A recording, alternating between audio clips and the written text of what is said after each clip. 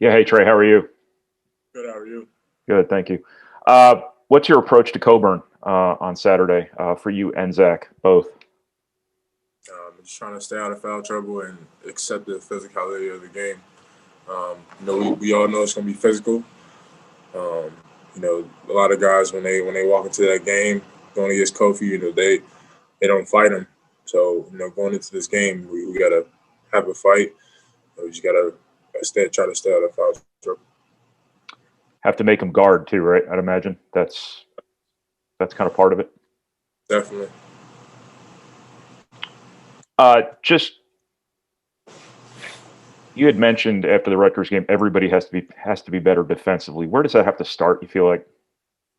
And it starts pregame, 2 days before the game. It starts at film. It starts at practice. Um, the game doesn't start, you know, on Saturday. It starts now. So, um, we're doing everything we can to kind of, lock in and kind of be ready for that. Coach has been putting in some drills, a lot more defensive drills. Um, not saying it's gonna just change our defense Yeah. all the way, but obviously it's gonna instill like some good habits, within our defense. So we've been kind of working towards that. Right. What kind of habits you think? I mean, just being in gaps, being solid, just little things. Not gambling, not reaching. When we be solid and execute, we're a really good team. Yeah, yeah. What has to be better in high ball screen defense? You think? Just communication. The big and the guard has to be on the same mindset. I think in Rutgers, the communication was a little off. We just weren't on the same page. One thing we want to get better at is just being connected.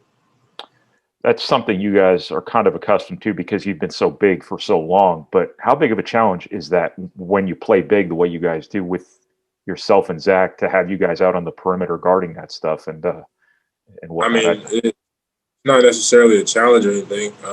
We both can guard when we need to. Um, we just have to put it all together now. I got you. I'm good. Thank you, Trevion. Yep. Mike. Yeah, Trevion, just how would you gauge Zach's progress so far, and I guess what do you see as his next step coming up? I'm excited for this game. I already kind of gave him a hint. Just going into this game, kind of what happened last year, and just the intensity of this game, like the physicality. It's going to be tough. It's going to be a huge game for us. It's going to be come down to pride. Just who wants it more and who has a fight. So um, we have to go into it ready to fight. So. Do you see Zach embracing the physicality of what may happen Saturday, but also throughout the rest of this Big Ten? Yeah, I mean, definitely.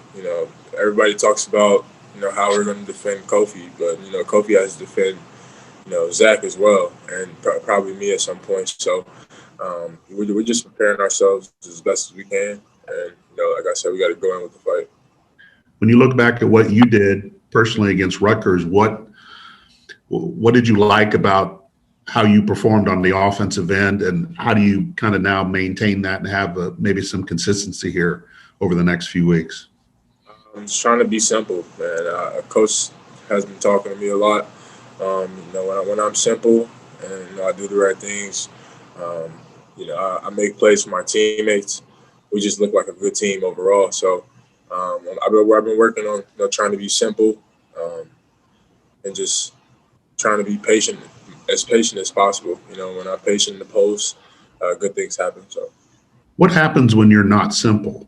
Like what clicks or what doesn't click for you when you get out of trying to be simple?